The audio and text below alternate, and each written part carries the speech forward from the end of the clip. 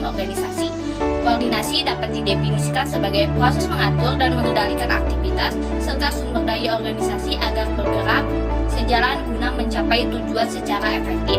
Koordinasi melibatkan integrasi perencanaan, pengorganisasian, pengendalian, dan pengarahan dalam rangka memastikan kerja tim yang sinkron dan optimal. Secara keseluruhan, definisi koordinasi dalam konteks organisasi mencerminkan proses mengintegrasi, menyelaraskan, dan mengkoordinasi aktivitas, sumber daya, komunikasi, dan tindakan antara berbagai elemen organisasi. Koordinasi yang baik memastikan bahwa semua elemen organisasi bekerja bersama secara sinergis, mengoptimalkan penggunaan sumber daya, dan mencapai tujuan organisasi secara efektif. Yang ke-1, integrasi aktivitas ini berarti bahwa semua kegiatan dan tindakan yang dilakukan oleh setiap elemen organisasi harus saling mendukung dan berkontribusi untuk mencapai tujuan organisasi secara keseluruhan. Yang kedua, pengaturan sumber daya ini termasuk alokasi sumber daya seperti tenaga kerja, peralatan, keuangan, teknologi, dan waktu dalam cara yang tepat untuk mencapai tujuan organisasi. Yang ketiga, komunikasi efektif. Komunikasi yang efektif mencakup aliran informasi yang jelas, tepat waktu, dan akurat antara berbagai organisasi. Melalui komunikasi yang baik, semua anggota organisasi mampu menerima dan memberikan umpan balik yang konstruktif. Yang keempat, manajemen konflik.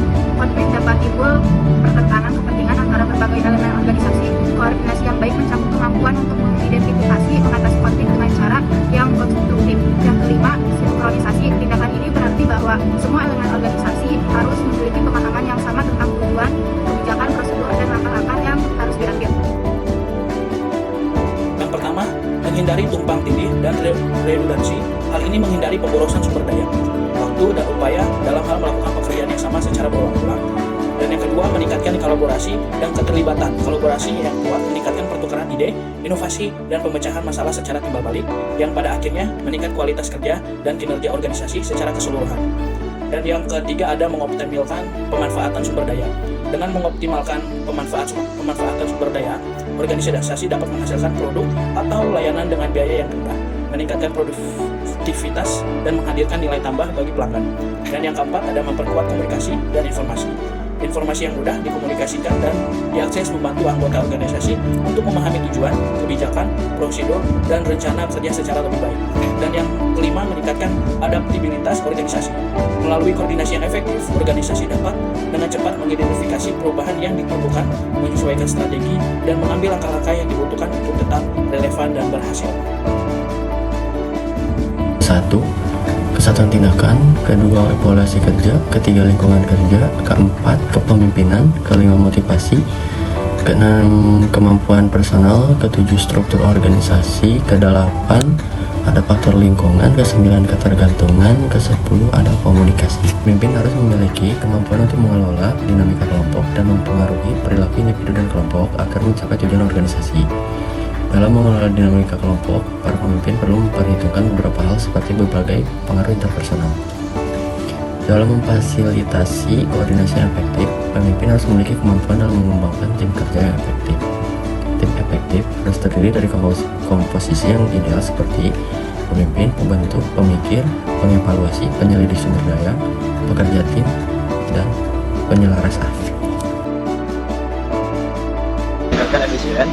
Teknologi informasi dapat membantu mengurangi biaya, meningkatkan efisien dalam organisasi organisasi. Contohnya, teknologi informasi dapat digunakan untuk mengelola data, mengoptimalkan proses bisnis, dan meningkatkan produktivitas. Meningkatkan kualitas dengan cara menggunakan teknologi informasi.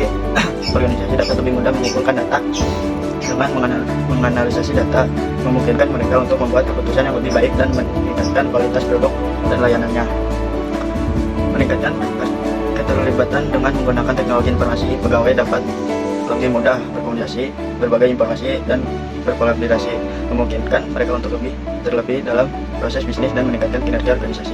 Meningkatkan koordinasi dengan menggunakan teknologi informasi dapat disebarkan lebih cepat dan efisien, memungkinkan para pekerja untuk berkomunikasi dan berkolaborasi lebih baik, memungkinkan kewalahan transfer dan menggunakan teknologi informasi. Organisasi dapat lebih mudah mengumpulkan, mengelola, dan berbagi pengetahuan, memungkinkan mereka untuk meningkatkan kinerja yang baik. Berdasarkan pemaparan materi yang telah kami sampaikan, didapati kesimpulan, yaitu koordinasi yang efektif, memastikan kerja tim yang baik, aliran informasi yang tepat, dan penggunaan sumber daya yang efisien. Dengan adanya koordinasi yang baik, organisasi dapat mencapai tujuan secara efektif, meningkatkan produktivitas, meminimalkan konflik, dan mendapatkan keunggulan kompetitif. Dengan memahami peran koordinasi dalam peningkatan kinerja organisasi dapat mengambil langkah yang tepat